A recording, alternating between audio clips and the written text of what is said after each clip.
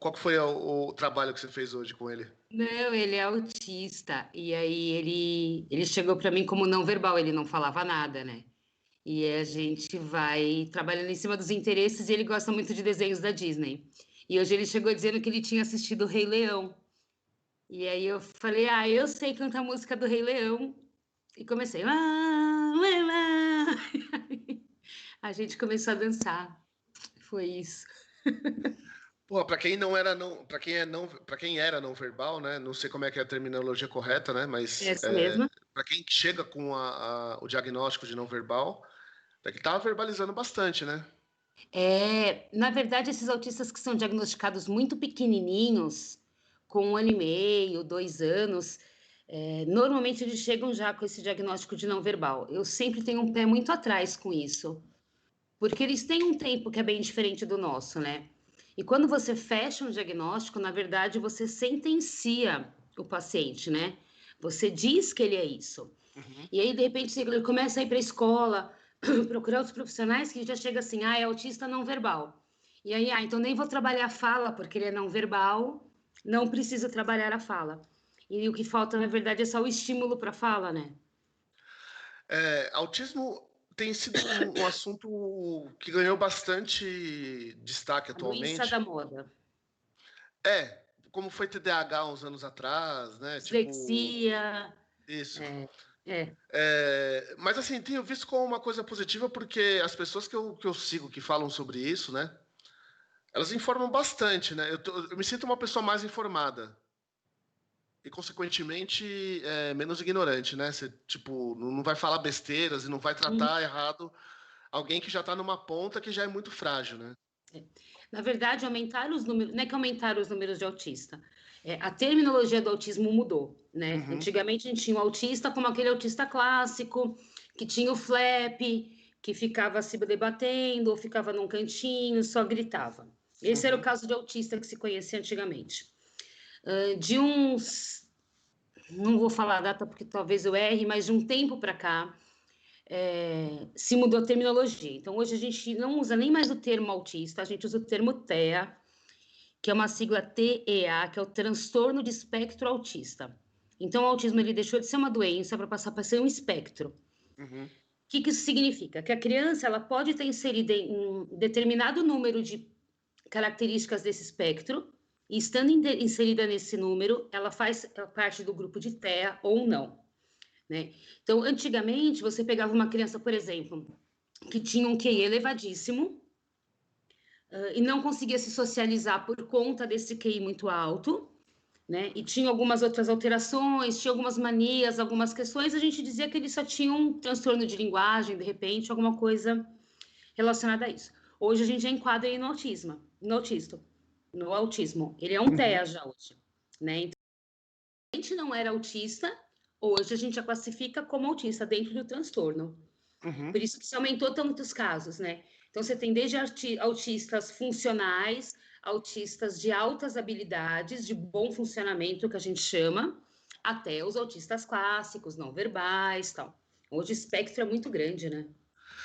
Aumentou o espectro e ele acaba saindo da mão, então, direto do psiquiatra e começa a trabalhar como equipe multidisciplinar, né? Do neuro, né? Esse Neuro, diagnóstico ele é isso, dado pelo neuro. neurologista. Na verdade, não é que assim, aumentou o espectro para denominação, né? Sim, Então a gente mas aumentando o sabe. espectro para denominação, aumenta-se também as capacidades de cura, né? Não de cura, desculpa, mas de gerenciamento. Gerenciamento do transtorno. De adequação, na verdade, de adequação da criança, né? Uhum. Uma criança, uma vez que tem o espectro autista, ela vai ter o espectro autista para sempre. O que a gente trabalha é para que ela tenha uma melhor qualidade de vida e seja mais inserida na sociedade de um modo geral. Então, o trabalho dos terapeutas é para melhorar as habilidades. Então, você pega uma criança, por exemplo, vou voltar lá para o de bom funcionamento, né? O caso Uhum. lá do menino que é super dotado, que tem uma inteligência maluca. Eu vou pegar tudo isso que ele tem de bom e o que ele sabe para potencializar as dificuldades dele, né? Para Eu fazer com fiz que essa ele pergunta melhore. de relacionar o espectro do transtorno com o espectro de profissionais ao redor, porque eu tenho a impressão que, como todas as outras transtornos da mente, ficava numa coisa muito restrita à medicina, denominada medicina, né? Tipo, ou neurologista ou psiquiatra. Dependendo do caso, aí começa a entrar terapeuta e você entra como fono numa questão de um transtorno que dá muita dificuldade para quem sofre dele, às vezes, se comunicar. Tem um problema grave de comunicação. E aí você entra nessa questão de facilitar a comunicação dessa pessoa através da fala. É isso, mais ou menos, então? Não, através na verdade, a comunicação em si não necessariamente a fala. Uhum. Eu preciso que esse paciente, que essa criança se comunique, né? A fala é o jeito que a nossa sociedade coloca como sendo a correta, né? A adequada. Mas eu tenho pacientes, por exemplo, que não conseguem se comunicar verbalmente, mas eu consigo fazer que eles se comuniquem através de PECs, que são símbolos. Eles apontam os símbolos e conseguem montar frases dizendo o que quer. Eu tenho pacientes que não chegam nem a isso, por exemplo, né? Um sim ou não com um piscar ou um sorriso. Eu consigo, mas isso para mim é comunicação. Se eu pensar na. Sim, eu acho que talvez eu tenha errado, porque quando você fala em fonoaudiólogo, no pensamento padrão, vem a fala. Para mim, vem imediatamente a fala. Então, vai além disso. Na verdade, a fonoaudiologia trata de transtornos ligados à comunicação humana e todos os seus Caraca, velho. espectros. Então, eu trabalho com fala, trabalho com linguagem, que é a comunicação propriamente dita, trabalho com escrita, trabalho com a musculatura orofacial, então, todos os músculos relacionados que são necessários para se comunicar. Então, língua, posicionamento de língua, mobilidade, trabalho com disfagia, que é a dificuldade de engolir, que também está ligado nos órgãos fonoarticulatórios. Trabalho com prematuridade, amamentação. Então, tudo que é relacionado aos órgãos da comunicação humana, a fonoaudiologia atua. Cara, entendi. Então, só para a gente voltar um pouquinho na questão do autismo, que me interessa pelo tanto de informação que eu tenho visto, e é sempre bom conversar com alguém que é capacitado para falar sobre isso, porque é profissional da área, né? Então, além do papel da fala, você estava falando da PEC, que chama? Através de símbolo, né? Conseguir... eu acho isso muito interessante, porque para quem trabalha com comunicação, saber se... Assim, talvez para o imaginário popular, o medo maior que vem do autismo, por exemplo, é o fato de você não conseguir se comunicar com o ser humano. Por mais esforço que você faça, você não tem recurso suficiente para atingir.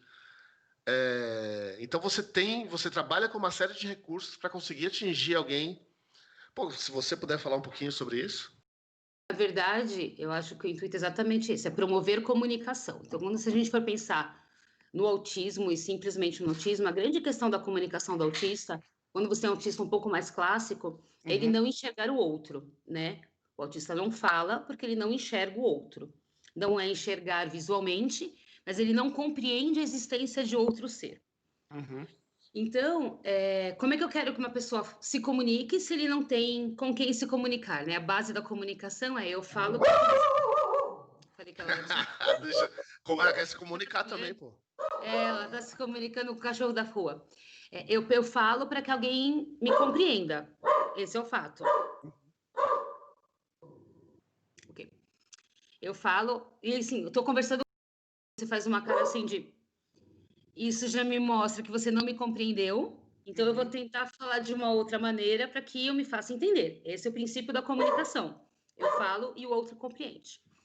Então, se eu tenho um autista que ele é um pouco mais severo, e eu não vou conseguir colocar fala, eu preciso dar um recurso para que ele consiga se comunicar. Antes disso, eu preciso fazer que ele enxergue o outro. Então, o primeiro trabalho da fono é fazer com que ele tenha a intenção comunicativa, a vontade de se comunicar. Trabalhando com a intenção comunicativa, aí eu vou ver qual a melhor maneira que ele vai se comunicar. Não necessariamente eu falo, eu não posso ir mudando. Então, por exemplo, já peguei autistas que eu comecei com os PECs, comecei com símbolos e, sei lá, o menino consegue ir numa lanchonete e pedir uma coxinha e uma Coca-Cola com símbolo. Ele tira a pranchinha, é uma pasta, é bem legal. É uma pasta. Ah, eu já vi essa pasta. E eles tiram e vão colando. E hoje em dia a gente já tem isso tecnológico. Então, hoje já tenho programas em tablet que eu consigo montar pranchas de comunicação, que é muito legal. E aí a criança vai clicando nas imagens da prancha de comunicação e vai falando. Pô, isso E é aí eu ganhar uma começo com o PEC liberdade. e consigo ter algumas crianças que começam com o PEC, passam para oralidade para frente, e outras não, ficam com o PEC. Ou às vezes eu nem consigo o PEC, mas se eu conseguir, e agora respondendo como mãe, né? Uhum, Se eu conseguir que o meu filho, que está gritando e eu não consigo saber por que, que ele está gritando, consiga dizer dodói pé, isso já é uma coisa imensa para uma mãe que só tem uma criança que grita e bate a cabeça e ela não sabe como ajudar, uhum. né? Então eu não preciso que ele fale, mãe, estou com meu pé doendo. Mas se ele falar dodói pé, a mãe já sabe o que está acontecendo. E ele se comunicou, né? Então eu não tenho essa questão de querer uma criança que fale perfeitamente. Eu preciso de uma criança que tenha qualidade de vida, né? Independente de qual seja o nível de comunicação. Eu fiquei pensando muito nessa coisa dessa liberdade de ele poder ir até uma lanchonete e pedir um cachorro quente que seja. Porque deve ser Isso uma conquista muito grande. e para os pais, né? É, liberta todo mundo, né? É muito angustiante, né? Os pais enxergarem uma criança que não enxergam um futuro, Uhum. né? Porque eles não enxergam um futuro. É uma criança que depende dos pais para tudo, inclusive para pedir uma coxinha numa lanchonete, né? Eles dependem para tudo. E os pais sabem que não são eternos. Então, essa é uma queixa e é um discurso de pais praticamente diários no meu consultório, né? Eu preciso que ele aprenda a se virar sem mim, porque os pais acabam virando a tecla SAP do filho, né? O Uhum. filho fez, ele fala, ele quer isso, isso, isso, isso, né? E aí as crianças conseguirem começar a ter essa liberdade, essa independência de vida, é uma tranquilidade para os pais, que o futuro não vai ser tão difícil quanto é aparentemente agora, né? Sim, porra, muito massa isso. A parte que você falou de você como. Eu gostei também da parte da comunicação, porque tendo jogado poker profissionalmente, eu estudei muito linguagem corporal, né? De exatamente essa coisa que você falou. Tipo, a pessoa me fala uma coisa, aí ela, tipo, dá uma demonstração diferente com a expressão que ela tem, né? Se a pessoa gostou, a pessoa fala, gostei. Tipo, você já sabe que ela não tá. Uhum. é, Então, mas você chegou a estudar também linguagem corporal? Na verdade, Você aprende isso na faculdade, a tipo, gente faz estuda parte da linguagem, construção. sim, sim, a gente estuda linguagem, e aí a gente tem que entender realmente essas. Vou dar um exemplo para você entender o que a gente enxergar o corpo. Minha primeira especialização foi em neonatologia para trabalhar com prematuro. Uhum, E aí, prematuro, entenda uma criança, um bebezinho de 400 gramas, de 500 gramas, bebezinhos de verdade prematuros.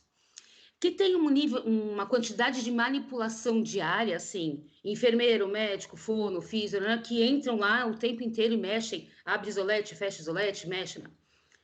E eu sempre mexi com essas crianças com muita tranquilidade, muito amor, conversando muito, mas com muita tranquilidade de manipular, abrir isolete e tal. E eu fui assistir um curso uma vez com um neurologista e era sobre a dor no prematuro. E eles estão entubados, então eles não choram. A gente não escuta chorando. Então a gente manipula livremente. E aí o cara fez lá toda a parte teórica e técnica da história, começou passando um vídeo de um dia de UTI com o bebê. E deu todo o curso sobre dor no prematuro. E ele passou o mesmo vídeo no final do curso. Eu acho que eu nunca chorei tanto na minha vida e eu nunca me senti tão monstro como eu me senti no final assistindo aquele vídeo. Porque a gente esquece de olhar detalhes que são muito sutis do corpo do ser humano, uhum. enquanto a gente está lidando com ele, né? Então ele me mostrou, por exemplo, no vídeo que o nenenzinho, quando tá com dor, ele entorta o dedão do pé. E aí eu comecei a ver que todo bebê, quando eu manipulava, se sentia desconfortável. E o quanto estava sendo cruel manipulando daquela maneira. E esse curso eu fiz, acho que em 98, 98, 99. E eu vou dizer que mudou a minha visão completamente sobre o atendimento depois disso. Né? Quando a gente aprende a ler o outro. Então, a gente está conversando, uma enrugada de testa, um movimento de corpo, uma ajeitada na cadeira, isso tudo está te dizendo coisas, né? Uhum. A comunicação não é oral, né? O que menos acontece é oral, Acontece a né? comunicação oral, com certeza. O que menos acontece é oral, né? O que mais acontece é a visão mesmo, né? Você sabe se a pessoa está tensa, E a voz, né? A voz fala pela gente. Se eu te ligo hoje e você falar assim para mim, que foi, Tati? Sua voz tá triste, né? O que aconteceu? Né? A gente sente o outro pelo tom de voz, né? Então a comunicação ela não é a fala é somente uma nuance da comunicação.